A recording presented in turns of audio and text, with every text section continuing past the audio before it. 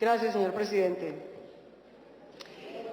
Quiero agradecerle a todos los senadores presentes, a los funcionarios que se han hecho presentes, la señora ministra de Educación, la señora directora del ICBF, la señora consejera presidencial para Primera Infancia, la señora viceministra de Hacienda, todos sus asesores. Debo en primer lugar agradecerles públicamente a todas estas entidades que con mucha paciencia y dedicación han atendido todos nuestros requerimientos de información en estas semanas para preparar este debate. Y a los miembros de nuestra bancada de la Alianza Verde por su voto de confianza en el senador Navarro y yo para que adelantemos este debate sobre un tema que sin duda estamos convencidos convoca el interés de todo el país, que es el tema de educación y primera infancia. No tenemos la menor duda de que el país ha avanzado en ese tema. No tenemos la menor duda, y no es el objeto de este debate, cuestionar ni poner en duda los avances presupuestales de cobertura, de calidad, que ya ha tenido el gobierno del presidente Santos en su primer mandato. Lo que queremos y lo que esperamos hacer con este debate es aterrizar la propuesta que hizo el presidente Santos al empezar su segundo mandato de que quiere que Colombia sea la más educada de América Latina en el año 2025, aterrizar esa propuesta. Estoy segura que todos los colombianos compartimos ese propósito, pero ese propósito requiere unas acciones y unas inversiones. El propósito de este debate es contarle al país cuáles son esas acciones y cuáles son esas inversiones. Empecemos por cómo entiende la bancada de Alianza Verde el tema de educación. Qué pena, una cosa para empezar también. Por orden del debate, dado que lo vamos a hacer el senador Antonio Navarro y yo, hemos acordado con el señor presidente del Senado que tendremos una intervención inicial de 10 minutos sobre primera infancia, una siguiente de 20 minutos que hará el senador Navarro sobre educación básica y media, luego continuaré yo nuevamente otros 20 minutos sobre el tema de educación superior y finalmente terminará el senador Navarro sobre el tema del ICETEX y el costo global de la estrategia de educación que aquí proponemos. Empecemos entonces con el primer tema. Para la bancada de Alianza Verde, la educación es un ciclo de formación para la vida que arranca con la prevención del embarazo adolescente e indeseado. Ahí es donde empieza y debe empezar nuestro compromiso como sociedad con la educación. Mientras Colombia siga teniendo como tiene hoy al 19% de sus niñas menores de 19 años en estado de embarazo. 6.500 de esas niñas entre 10 y 14 años, luego legalmente fueron violadas. Y sigamos teniendo aproximadamente 162.000 embarazos adolescentes o indeseados al año. Esta sociedad, señores congresistas, no es viable. No es viable ninguna de las tres grandes metas del gobierno, ni paz, ni equidad, ni educación. De manera que el primer propósito que tenemos que ponernos es reducir sustancialmente, pero sustancialmente, señora directora del ICBF, es reducir a tasas siquiera del 5% anual, sostenidas, esa tasa de embarazo adolescente e indeseado. Ese es nuestro primer llamado. Ahí es donde arranca realmente la mejora en la calidad de educación. Segundo, sigamos en la presentación.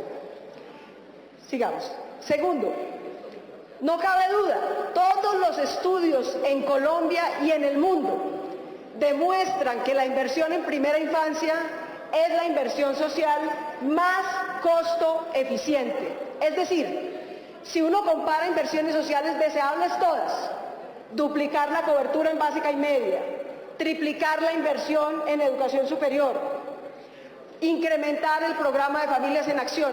Si uno compara todos esos programas sociales deseables con la inversión en primera infancia, siempre le da que la inversión en primera infancia produce más réditos en la reducción de embarazo adolescente, en la reducción del número de hijos por familia, en la reducción del número de ciudadanos que dependen de programas sociales del Estado. La inversión en primera infancia, como ninguna otra, señores congresistas, predice el nivel de educación que va a tener alguien a los 18 años, predice el nivel de ingresos y oportunidades laborales que tendrá alguien a los 33 años. De manera que aquí estamos hablando de empezar por la mejor y mayor y más impactante inversión social que puede hacer el Estado colombiano, la inversión social en primera infancia. Sigamos. Después de contrastar montones de información del ICBF, de diferentes fuentes, etcétera, pongamos esto en contexto. Colombia tiene hoy 5.1 millones de niños entre 0 y 5 años. 5.1 millones. De esos, 2,5 millones de niños están en condiciones de vulnerabilidad, es decir, dependen para que se cumplan sus derechos consagrados en la Constitución, en diferentes leyes que ha aprobado este Congreso, dependen de la atención del Estado. Sus familias por sí solas y sus ingresos no podrán asegurarles sus derechos. De manera que empecemos a enfocarnos. De lo que vamos a hablar aquí es de cómo asegurar la prestación con calidad de los servicios de primera infancia para esos 2,5 millones de niños. Sigamos. El ICBF tiene una enorme cantidad de programas. El ICBF ha liderado con la Comisión Intersectorial de Primera Infancia una formulación. Yo no he visto, dudo que en otro sector francamente haya un mayor nivel de consultoría que el que se ha hecho en primera infancia en los últimos 10 años. Es impresionante la cantidad de estudios con firmas nacionales, extranjeras, Universidad de los Andes, Econometría, la Universidad de Yale, los mejores cerebros dedicados a pensar cómo podemos cumplir con los derechos de los niños de Colombia. Yo celebro ese conocimiento puesto al servicio del país. Pero, señores funcionarios, llegó la hora de pasar de los estudios a las acciones. Porque el gobierno no hace consultorías para publicar libros. El gobierno hace consultorías para tomar decisiones. Y vamos un poquito atrasados. El gobierno del presidente Santos se había propuesto la meta de cubrir con la estrategia de 0 a siempre a 1.2 millones de niños en su primer gobierno. No la alcanzó a cumplir. Al día de hoy llega a 959.000 niños solamente. Luego nuestro segundo llamado es, no podemos volver a fallar, no podemos volver a fallar. Tenemos que cubrir en estos 4 años a los 2.5 millones de niños vulnerables de 0 a 5 años. Lo segundo que le queremos decir a los funcionarios es, pongámonos de acuerdo, su propia consultoría dice que es inversión de calidad en primera infancia. La mitad de los programas que presta hoy el ICBF no cumple con los estándares de calidad que sus propias consultorías indican que deberían tener. Lo que el gobierno llama hoy atención integral de calidad para la primera infancia es en realidad un esfuerzo notable, pero pobre, para atender a los más pobres. Y si atendemos con programas pobres y de baja calidad a los más pobres, lo que hacemos es profundizar la inequidad, no superarla. De manera que pongámonos de acuerdo en qué estándares estamos hablando. 17 acciones en salud, en atención, en educación temprana, en vacunación, en atención a la familia, en atención a la madre gestante. 17 acciones son las que debe recibir cada niño colombiano para estar en atención de alta calidad en primera infancia. De esas 17, las diferentes entidades del gobierno nacional solo ofrecen al día de hoy 6. 6 de 17, es decir, estamos en la tercera parte de lo que el propio gobierno llama acción de alta calidad o atención de alta calidad para primera infancia. Eso quiere decir, honorables congresistas, colombianos que nos ven en este debate, que 1.6 millones de niños reciben hoy un tipo de atención en primera infancia que ni siquiera cumple la tercera parte de los estándares que se ha propuesto la política para llamarla como de atención integral a primera infancia. Ni siquiera la tercera parte de los estándares.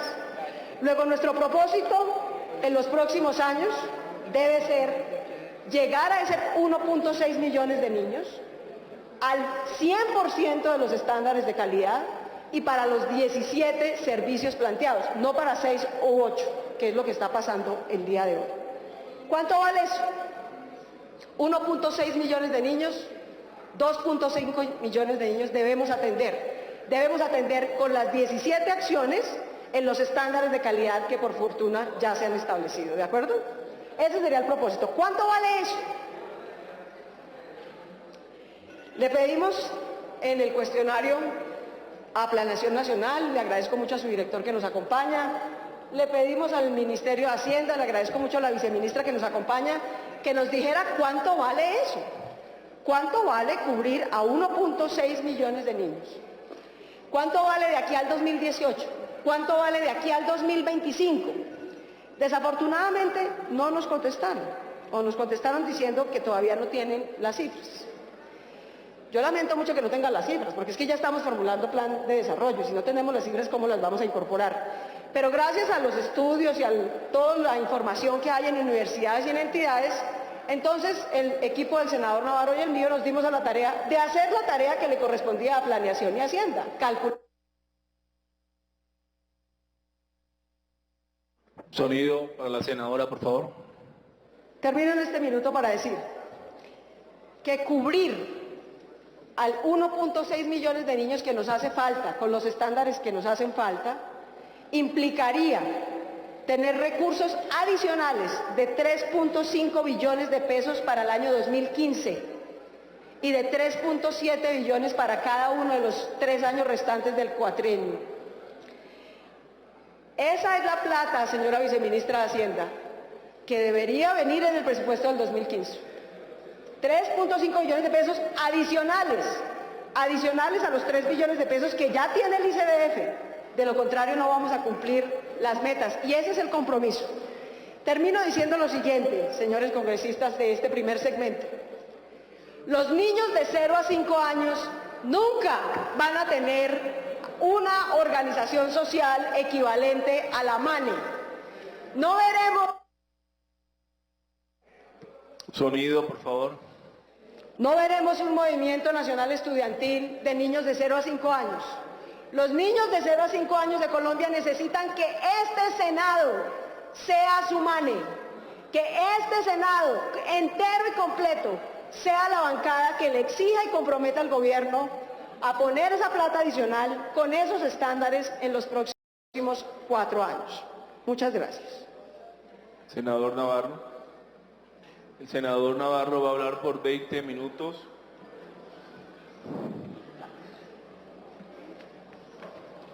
Gracias. Como el tiempo es solo, vamos al grano. Leo. El 3 de junio del 2014, el presidente Santos le dijo a las emisoras y a los asistentes a una reunión en la Cámara de Comercio de Bogotá. El presidente aseguró que si es reelegido se compromete a aumentar en 1 punto adicional del PIB para la educación en su primer año de gobierno. 1 punto adicional del PIB es 8.2 billones de pesos. El aumento del presupuesto de educación a duras penas pasa de 1 billón de pesos, 0.2%. De manera que, ya se lo dije al presidente personalmente, empezó incumpliendo. Es hora de ponerse las pilas y de hacer que este incumplimiento inicial se corrija para que la educación sea un propósito nacional y podamos dar un salto adelante en la educación. Vamos a hablar de educación básica y educación media. Son dos los propósitos de ese sector de la educación. Por un lado, la jornada única y por otro lado, el mejoramiento de la calidad. ¿Qué significa la jornada única? Significa pasar de 5 horas que están estudiando hoy los colegios de doble jornada a 8 horas, como estudian los colegios privados. Hemos hecho el cálculo de cuánto es eso en tiempo. Son 4.320 horas en los 12 años de formación. 540 días escolares y 3 años de diferencia. Estudiar 5 horas o estudiar 8 horas son 3 años de diferencia en horas de clase. Es como si los colegios públicos fueran 9 años a clase y los colegios privados fueran 12 años a clase. Por eso la jornada única es esencial. Esto requiere nuevas instalaciones, más docentes y alimentación escolar. Sentimos, señora ministra, que hay una subvaloración en lo que valen las nuevas instalaciones, en todos los datos que hemos visto, en Fedesarrollo, en compartir, en los datos del Ministerio de Educación. Hay unos datos que presentó Ángel Pérez Martínez recientemente, el 1 de septiembre del 2014, en Razón Pública. Ángel Pérez Martínez fue funcionario de la Secretaría de Educación de Bogotá y estuvo construyendo colegios. Y él hace unos datos que nos parecen que son los correctos. En la jornada de la tarde van 2.1 millones de estudiantes. Estos son los que necesitan dónde asistir para que se pueda hacer jornada única o jornada completa. Si se hacen colegios de 700 estudiantes, no de 1.400 o 1.500, que son muy difíciles de controlar. La verdad es que además es difícil encontrar los lotes para esos colegios. Si se hacen colegios de 700 estudiantes, se necesitan 3.020 nuevas instalaciones educativas en el país. 3.020. Y no, pues tampoco. Cada instalación educativa para 700 estudiantes vale 8.000 millones de pesos. Y por lo tanto necesitamos 24 billones de pesos. Y no 7.2 billones como están en tantos estudios que están presentados. Si tomamos un plan de mejoramiento en 10 años, serían 2.4 billones por año. Primera cifra. Segunda, se necesitan más docentes. Tenemos que contratar 100.000 docentes nuevos. Hoy hay 330.000. Si vamos a pasar de 6 horas a 8 horas de tiempo escolar de los maestros, se necesitan, por la vía de que trabajen más horas los actuales que aquí lo quieran, o de contratación, 100.000 maestros nuevos. Eso vale 2.7 billones los maestros, más el aumento salarial de ley, 1.2 billones, más los estímulos por calidad que están en el informe de compartir, que son bien pensados, da un total de 4.2 billones al cabo de 10 años, que son 420.000 millones en el año 2015. Alimentación escolar. Si vamos a tener los niños de 7 de la mañana a 3 de la tarde, hay que darles desayuno y hay que darles almuerzo. Otro que está mal calculado. Han tomado un informe que hizo un profesor de la Universidad del Rosario que dice que un estudiante vale 112.000 pesos al año darle alimentación. Yo lo dividí por 180 días que tiene el año y me da 622 pesos por día. Ministros, por 622 pesos por día no se compra ni una sopa en caldo parado en la esquina de la Plaza de Uribe, al frente de la alcaldía. Realmente los datos del ministerio dicen que un desayuno vale 950 pesos y que un almuerzo vale 1.500 pesos. O sea, que el estudiante en 180 días en alimentación vale 441.000 pesos. Esa es la realidad. Y para los 8.8 millones de estudiantes que están en la educación pública, eso da 3.7 billones de pesos. También vemos que está mal calculado en muchos de los estudios que hemos mirado. Eso significa que a los 800.000 millones que hay hoy, hay que aumentarle 1 billón más para que en el primer año empezamos a cubrir los niños que se incorporan a la jornada completa y de ahí hasta el año 2025. El mejoramiento de calidad, creo que lo que se ha dicho y lo que ha venido repitiendo la gente del gobierno está bien pensado. Formación previa para el servicio, que incluye mejorar los actuales programas de licenciatura, crear nuevos programas. A los docentes que no tienen formación en docencia, no son licenciados, darles cursos de posgrado para que se nivelen y aprendan docencia, o sea, posgrados en educación. Se habla de becas para los mejores de saber 11 y está bien, pero no solo becas. Las becas para las universidades públicas no son útiles. La universidad pedagógica, por ejemplo, que es mejor que el promedio de las universidades colombianas en licenciaturas, es muy barata. Entonces, para ti una beca, necesitan nuevos grupos en universidades públicas. Entonces hay que combinar becas que son mucho más útiles en universidades privadas con nuevos grupos en universidades públicas.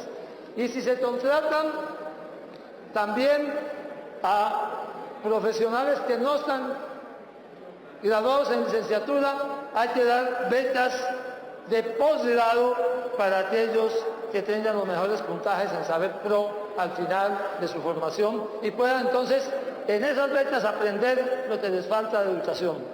Por otro lado, la formación en servicio, docentes nuevos acompañando a los docentes nuevos acompañados por docentes expertos, usar la evaluación no para impedir el ascenso, como se quejan con razón los maestros hoy, sino para formarnos en aquellas áreas que muestren deficiencias en la labor pedagógica, hacer cursos cortos y estímulos de estudio para los posgraduados, para los mejores y más docentes, los más sobresalientes de los docentes.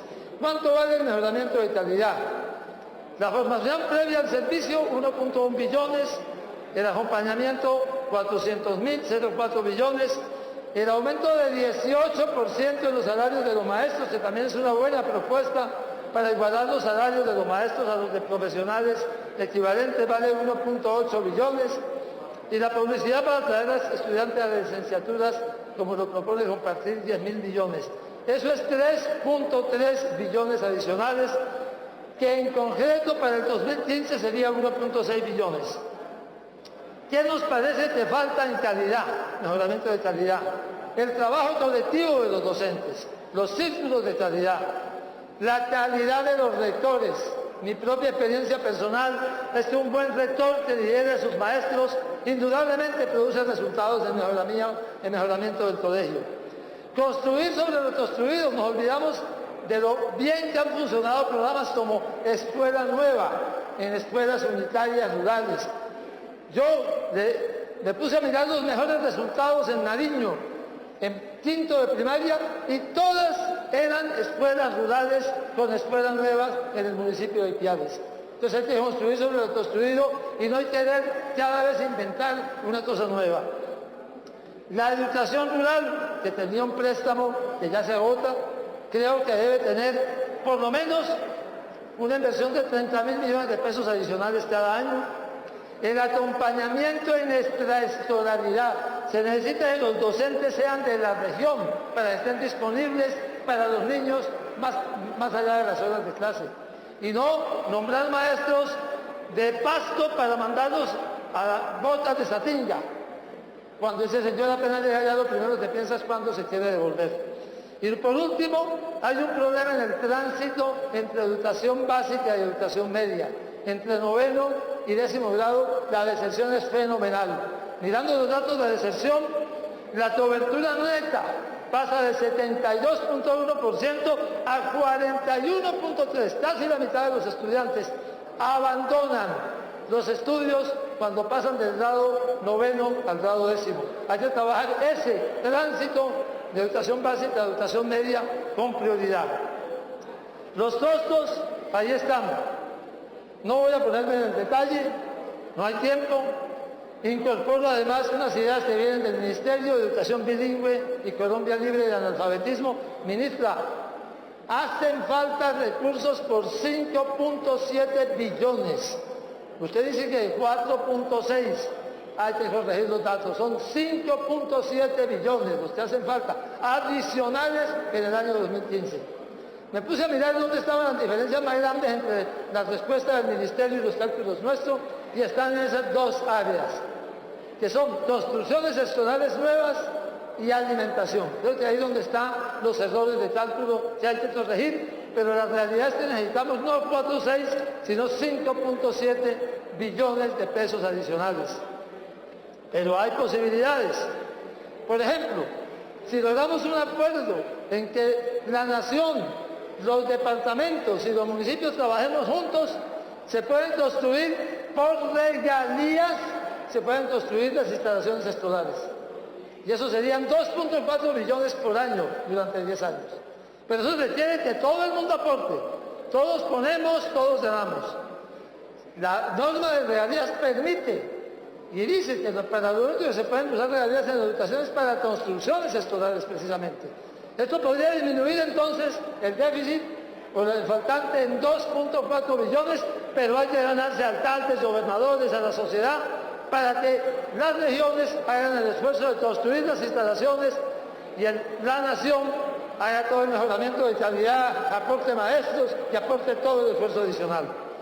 Y aún así nos quedarían faltando 3.30 billones de pesos. Creo que ese es el tema que tenemos que hacer. Eso sí, deben, a las cifras que estoy dando, mantenerse los 800.000 millones que hoy tiene el Ministerio de Educación para alimentación. O sea, alimentación vale 1.8 billones, que son 1 billón nuevo y 800.000 que ya están y que maneja el presupuesto del Ministerio de Educación para 4.100.000 estudiantes. Hasta ahí entonces están las cifras y los números. Ahora quiero que Claudia me acompañe con el tema de educación superior. Y al final vamos a mostrar las cifras agregadas y vamos a proponer algunas fuentes financieras adicionales. No solamente las regalías, sino los que creemos que deben ser nuevos ingresos para la educación que deben estar incorporados en el presupuesto nacional del 2015. Así que entonces, esto es la educación básica y media, y ahora Claudia sigue con la educación superior y yo vuelvo al final con los números globales. Gracias, senador Navarro. Tiene la palabra la senadora Claudia por 20 minutos. Muchas gracias, señora presidenta. Bueno, quiero invitar a los congresistas que nos acompañan, a los funcionarios, a los colombianos, a poner toda su atención nuevamente en esta parte del debate. Porque a diferencia de la primera parte, de primera infancia, de básica y media, donde tenemos desafíos de calidad, tenemos desafíos de cobertura, tenemos desafíos de financiación, en educación superior, además, señora ministra, tenemos desafíos de corrupción. Y vencer esa corrupción, que está bastante enquistada en educación superior, que está haciendo que hoy estafen de frente a por lo menos 700.000 jóvenes colombianos y sus familias, que estudian en unas universidades, excúsenme el término, perratas, de la peor calidad posible, no tiene ninguna lógica y comprensión que esas universidades tengan registro autorizado por el Ministerio de Educación. El Ministerio de Educación se precia de haber incrementado notablemente del 2002 al 2014 la cobertura en educación superior. Y es cierto, si uno mira las cifras, y yo los invito a mirarlas, le dejamos a cada senador en su puesto las cifras, los invito a mirar, por ejemplo, el slide número 33 en la página 17. Y el crecimiento es notable, pasamos de 941.000 a 2.109.000 matriculados. Incrementamos la cobertura del 24 al 45%. Muy notable esfuerzo de cobertura en educación superior. Pero cuando uno mira con lupa cómo es que hemos crecido en educación superior, el resultado es francamente preocupante, señora ministra. En primer lugar, vamos a la siguiente. Ahora miremos la número 34 en la página 18. Lo que ha estado ocurriendo para ese incremento de cobertura es que cada vez más estamos desprofesionalizando la educación superior. La educación superior no está creciendo sustancialmente en educación profesional, está creciendo mayoritariamente en técnica y tecnológica. Y el principal responsable del crecimiento en técnica y tecnológica, hay que decirlo, y es un orgullo, y sin duda la señora ministra se merece un reconocimiento por eso, es en el SENA. El que realmente explica el incremento sustancial, casi el 40% del incremento total en educación superior, es el SENA. Y cuando uno mira los indicadores del SENA, no tiene mayores preocupaciones sobre ese crecimiento. ¿Por qué lo digo? Porque uno encuentra que el SENA logró disminuir sus índices de deserción, por ejemplo, a una tercera parte. Logró aumentar los índices de calidad y certificación de varios de sus programas sustancialmente. De manera que dejemos al SENA a un lado. Pero sin SENA, si uno descuenta el SENA, realmente el responsable del crecimiento en la cobertura es la educación privada. La educación privada es la que está jalonando el crecimiento. Siguiente. Y eso se comprueba en la siguiente gráfica, y es que como ustedes ven esa línea azul estándar, es que no ha crecido el número de instituciones de educación superior públicas, están estancadas. En los últimos 20 años realmente no ha crecido una nueva universidad pública. Las que crecen, como ustedes ven en número de instituciones de educación superior, son las privadas. Siguiente. Ahora, si uno mira ya no por número de instituciones de educación, sino por programas, y por programas acreditados. Señora ministra, eso que el Ministerio de Educación llama registro para iniciarse es una vergüenza. En este país cualquiera con un copy-paste por internet y unos escasos recursos puede abrir un programa de educación superior. Eso es inadmisible. En cambio, lo que se llama registro de acreditación de alta calidad, que realmente no es de alta calidad, lo único que es que está por encima de los mínimos del registro calificado. Y el registro calificado es un estándar bajo, mínimo, que no asegura ninguna calidad, que asegura sí que uno puede abrir una universidad, abrir un programa, captar recursos del público, enriquecerse como lo están haciendo muchos con esos recursos y devolverle a esos estudiantes un título con el que no van a conseguir ningún trabajo. Para mi UTL hice un concurso público y recibí muchas hojas de vida de muchos jóvenes colombianos que querían trabajar con nosotros.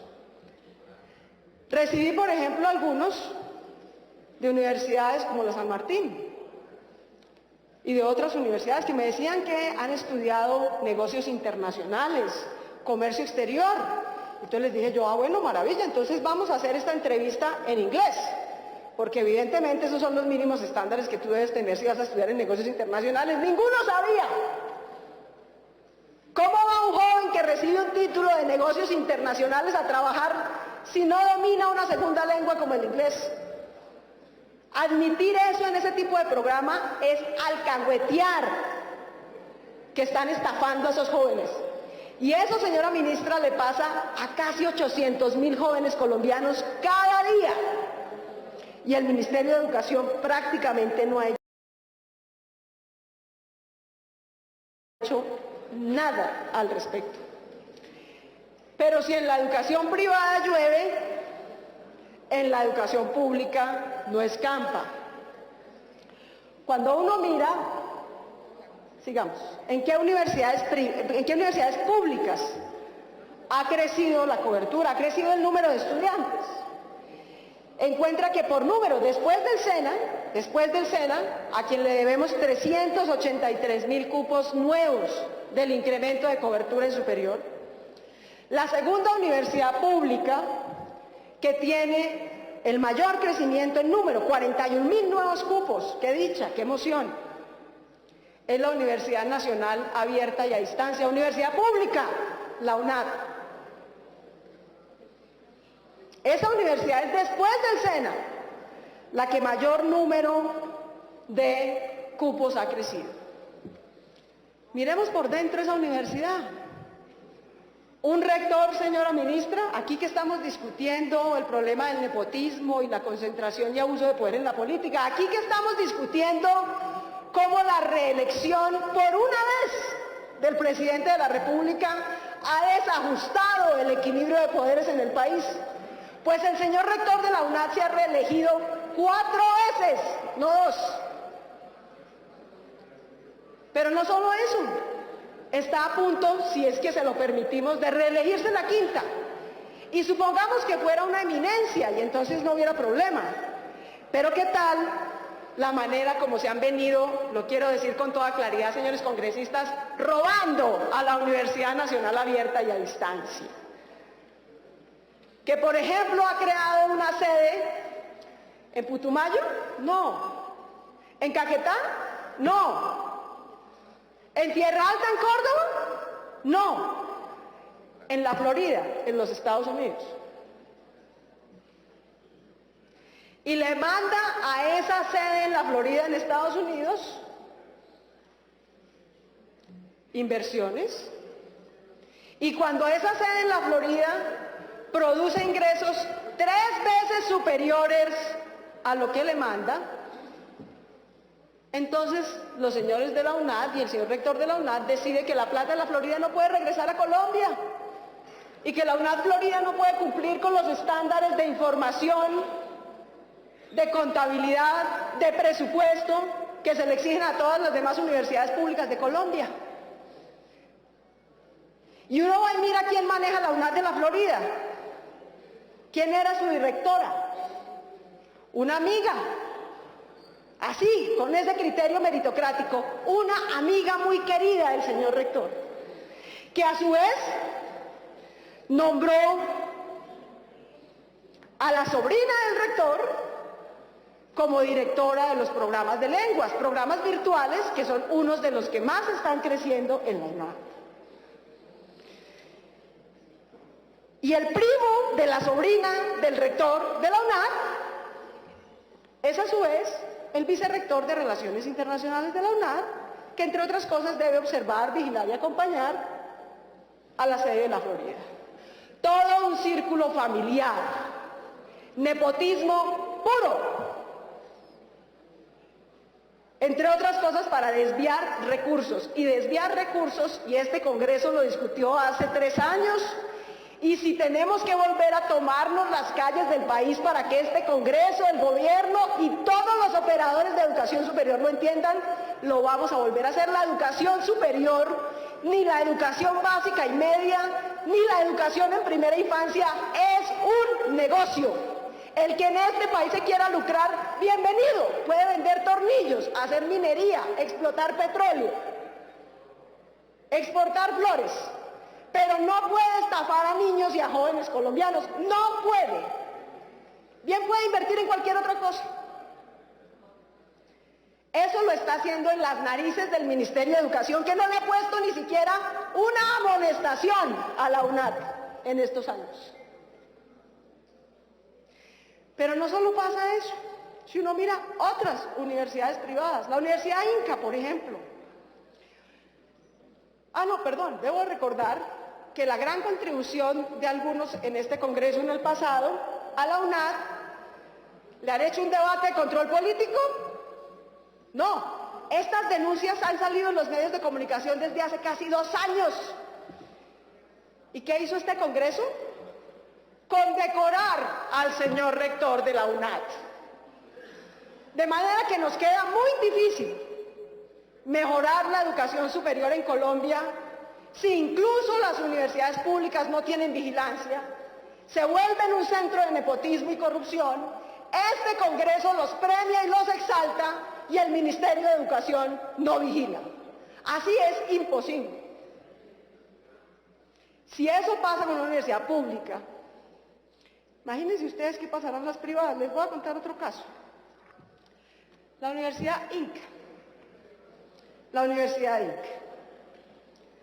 Que también exaltó a su rector este Congreso, lo distinguió con un muy importante reconocimiento público. Vamos a tomar el trabajo de leer todos los adjetivos calificativos honrosos que le hicieron al señor Enrique Conti en este Congreso. Pues bien, el señor Enrique Conti, rector de la Inca, decidió que iba a abrir una sede en Zipaquirá. Muy bien, de eso se trata, que lleguemos a diferentes rincones de Colombia. Decidió, sin embargo, contratar a un tercero para que se encargara de todo el trámite logístico y de la universidad. Ese tercero es Cordes, una SAS. Esa SAS hizo un concurso de méritos a ver quién la dirigía o cómo la contrataba. No, esa SAS la dirige el hijo del señor Conti. Un negocio yo con yo. El papá contrata al hijo para que le organice la sede. Sin embargo, la Inca en su sede central queda responsable de tramitar los registros calificados de los programas. ¿Cómo sería de malo lo que iban a abrir y de baja calidad que ni siquiera el registro calificado, que es tan mínimo, se lo dio el Ministerio de Educación? Con lo cual la Inca incumple los compromisos con Cordes. ¿Y qué hace Cordes? Demanda a la Universidad Inca por incumplimiento 21.000 millones de pesos. Hoy la Universidad Inca está técnicamente en quiebra, pero el padre y el hijo ganarán por punta, no importa quién gane o quién pierda el pleito. Si Cortes gana el pleito, los 21.000 millones de pesos se los quedará Conti hijo. Y si la Inca pierde el pleito, los 21.000 millones de pesos se los quedará Conti padre. Eso es lo que ha exaltado este Congreso. La Universidad de San Martín, que nos contesta el Ministerio de Educación diciendo, es la universidad que más ha sancionado al Ministerio de Educación. A ninguna, pero creo que hay otra, a la que le han impuesto un mayor número de sanciones. Amonestaciones, sanciones, multa. Le han cerrado programas. Es una vergüenza esa universidad, es una vergüenza que cada día alguien pueda cruzar. Cada familia que le paga a la Universidad San Martín la están robando. ¿Y qué ha pasado en estos 10 años de sanciones, multas, amonestaciones? Que los señores de la Universidad San Martín, el señor Alvear, se declaró en quiebra. No le paga a los profesores, no le paga al personal.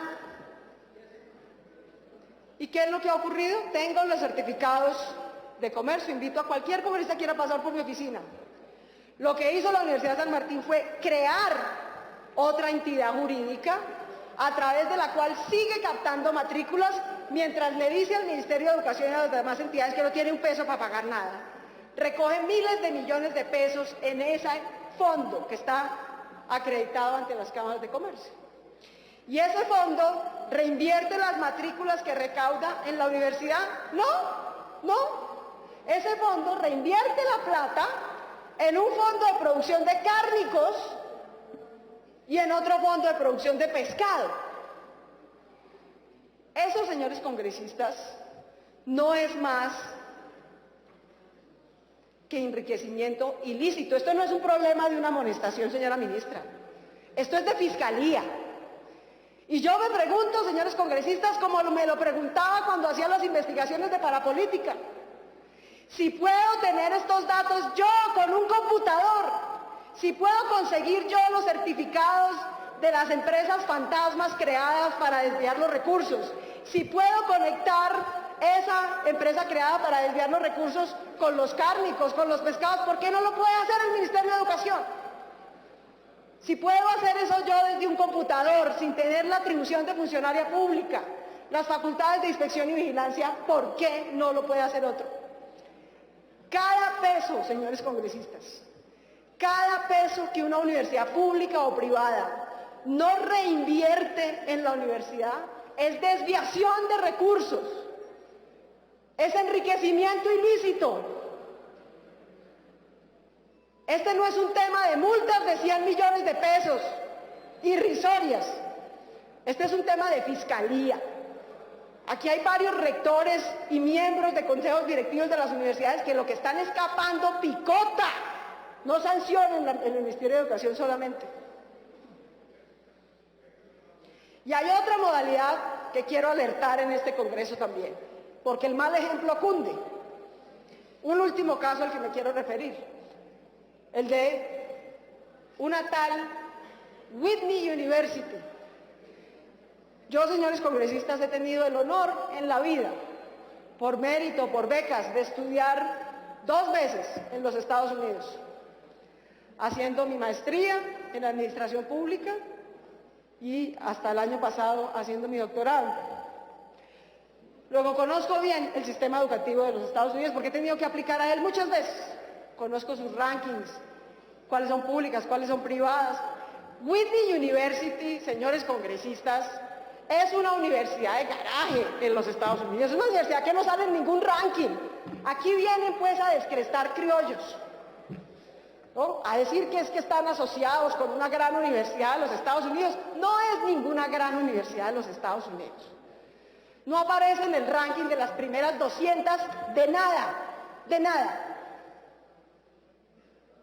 Lo que sí es un gran negocio y de hecho su fundador ha sido reconocido como un gran emprendedor, porque el señor evidentemente se inventó un negocio muy rentable, el de prestar cursos virtuales, contenidos virtuales, tercerización de servicios que prestan las universidades, de manera que las universidades no tengan que tener personal especializado, por ejemplo, en pagos, en compras, en contabilidad, sino que todo eso se terceriza a través de Whitney University.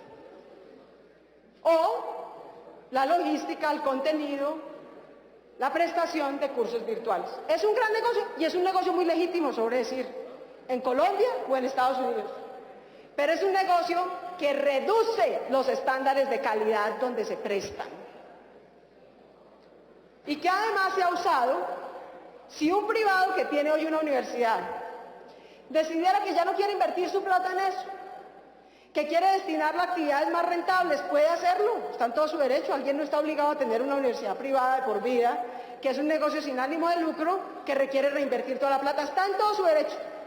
Lo que dice la ley, señores congresistas, es que el privado que quiera dejar de prestar el negocio de educación, o el servicio, perdón, porque no puede ser un negocio, el servicio de educación, debe devolverle al Estado colombiano las inversiones que ha hecho para que el Estado decida si otro privado las presta o un público. Lo que están haciendo universidades como el Politécnico Gran Colombiano, que posa por ser una universidad de prestigio, es asociarse con Whitney, tercerizando la asociación no registrada en Bogotá, sino vía Panamá, para evadir las normas legales de Colombia. Es una venta disfrazada lo que están haciendo. Venta disfrazada que hay que investigar cuántos dineros le ha dejado a los dueños del Politécnico en sus bolsillos a título de prima de negocio. Y que además implica la tercerización y reducción de calidad en varios de los servicios de la universidad. Como también hay que decirlo, implica la tercerización y calidad y mejora de calidad en otros servicios de la universidad. Esto, señores congresistas, no pasó ayer, no pasó antier. Estamos en el 2014. Este negocito de tercerización, de venta disfrazada, lo hizo el Politécnico en el año 2009. En el 2009, hace 5 años, nadie ha dicho nada. El Ministerio de Educación no ha dicho, esta boca es mía. Y como el mal ejemplo cunde, el mismo negocito de tercerización, de venta disfrazada, está hoy en curso en otras universidades. En la Fundación Universitaria Andina, por ejemplo, en la Escuela de Administración de Negocios, por ejemplo. O el Ministerio de Educación se pone las pilas en esta vigilancia, o realmente vamos a seguir teniendo seguramente cifras de incrementos de cobertura, que en la vida de verdad, lo quiero decir con toda claridad, señora ministra, por lo menos el 40% de lo que el Ministerio de Educación llama incremento de cobertura en educación privada no es otra cosa que incremento de estafa en la educación privada. Eso es lo que es. ¿Cómo salir de ese círculo? ¿Cómo salir de ese círculo? El Ministerio dice que lo limita en su capacidad.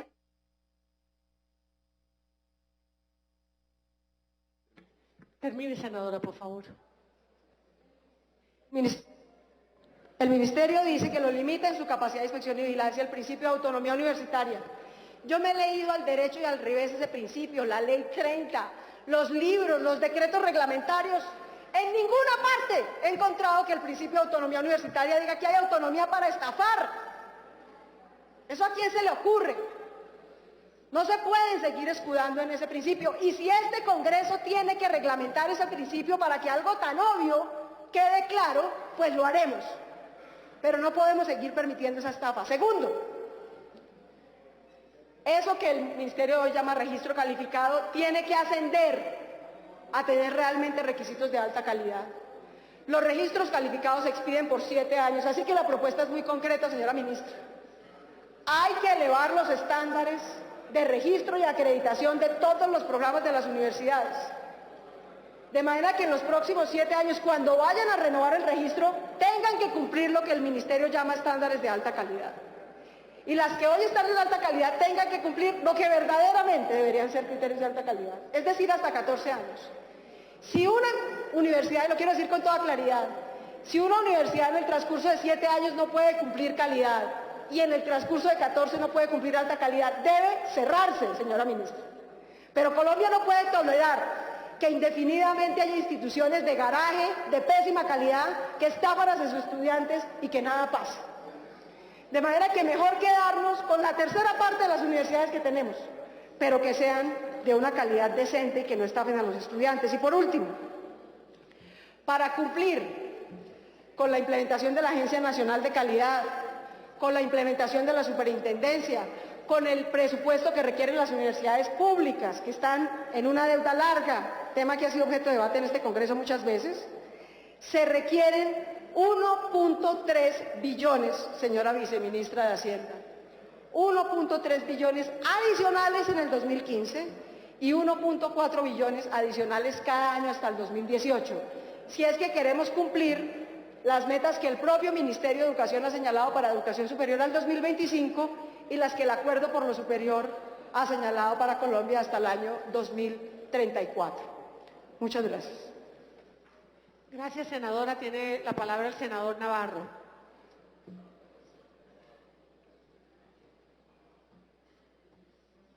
Pues un par de palabras sobre el programa de becas del ICETEX y luego los números finales. Si me ponen la diapositiva, se van a dar cuenta de una cosa. ¿Está ahí? Muy bien. El número de beneficiarios, ICETEX tiene 329.764 beneficiarios.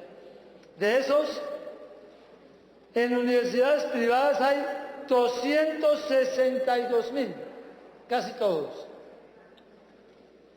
Y en universidades privadas no acreditadas como de alta calidad, 182.000. O sea, este lo está haciendo el programa de créditos de ICETEX. Le está ayudando a universidades privadas, la mayoría no acreditadas como de alta calidad, a financiarse y a aumentar su tamaño y sus estudiantes. Miremos hoy el saldo en ICETEX. Y fíjense ustedes el dato, 1.40 billones de pesos de los 266 billones que tiene ICETEX de créditos es para universidades privadas no acreditadas como de alta calidad. Mientras, por ejemplo, las universidades públicas sí acreditadas tienen apenas 0.12 billones, 10 veces menos. ¿Qué es lo que pasa? Las universidades públicas son baratas y la gente no necesita un crédito, pero para estudiar en universidades privadas sí necesita un crédito. Para que esto no siga siendo así, es necesario avanzar, señora ministra y señores del gobierno, en que no haya créditos de ICETEX para universidades que no se acrediten como de alta calidad, porque también hay universidades públicas que no son de alta calidad. Pero si seguimos poniendo plata pública para que los estudiantes puedan estudiar en universidades que no son de alta calidad, estamos yendo al revés de lo que es el propósito del programa de ayudarle a los pobres a que puedan ir a universidades. Terminan yendo a todo tipo de universidades, muchas de ellas de baja calidad. Y voy a leer algunas de las más que tienen más créditos de ICETEX para que ustedes vean. No voy a decir si son, estas son no acreditadas, públicas y privadas. Universidad Cooperativa de Colombia, 95.000 millones de pesos ha recibido créditos de ICETEX y no está acreditada. Solo en 3 programas o 5 programas, pero como universidad no está acreditada. Universidad Metropolitana de Barranquilla, 73.000 millones de pesos y no está acreditada. Fundación Universitaria San Martín, ese no es ni siquiera universidad, es instituto universitario, no acreditado por supuesto.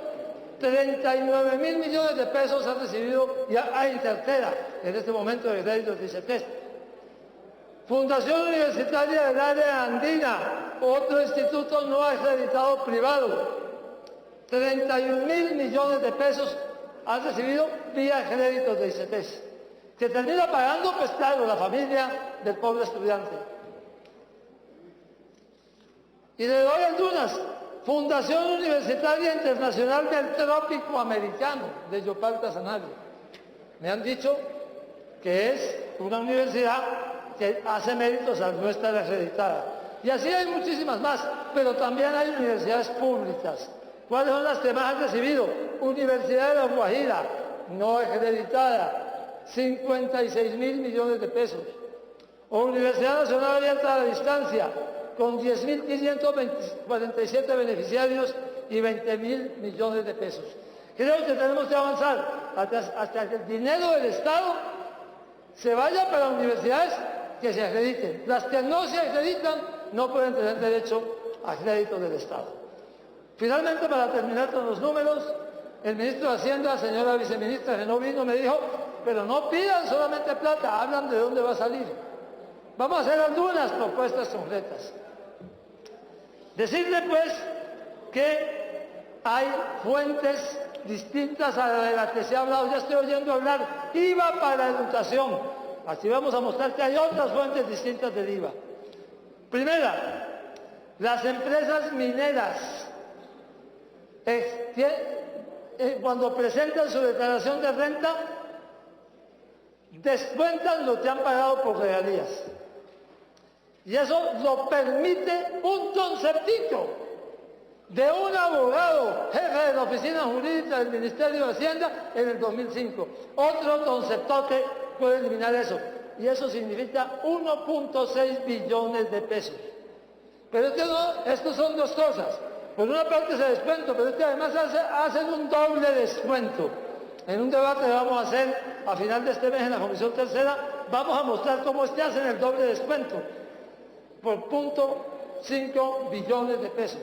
Las petroleras menos, son sobre todo las mineras, porque las petroleras pagan en petróleo, pero las mineras pagan, como no hay una empresa estatal minera, entonces pagan en dinero y hacen este descuento. Eso vale 1.6 billones de pesos.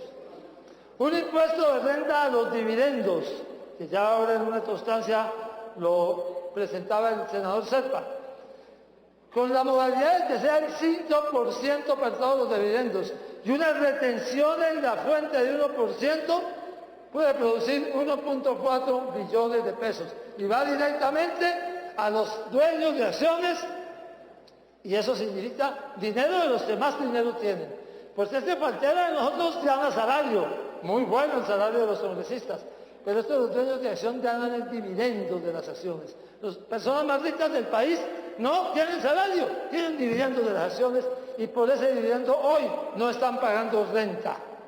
El impuesto de renta también debe ser para los dividendos de las acciones. Volver permanente el punto adicional del TRE que hay ahora. Hay un punto adicional hasta 2015. Eso puede producir $500 millón de pesos adicionales para la educación superior. Hay otras exenciones que no tuvimos la posibilidad de evaluar cuánto podían producir. Las exenciones tributarias para las sociedades por acciones simplificadas, las SAS, que en los 2 primeros años pagan 0 de renta. Hoy aparecen SAS por todas partes y eso se ha vuelto un hueco, por el cual dejan de pagar los 2 primeros años, las nuevas. Entonces, hacer una diferenciación entre SAS pequeñas, con menos de 1.000 millones de capital, máximo 10 empleados, que paguen 11% de renta los 2 primeros años y el resto que paguen la tarifa de 25% de la tarifa plena.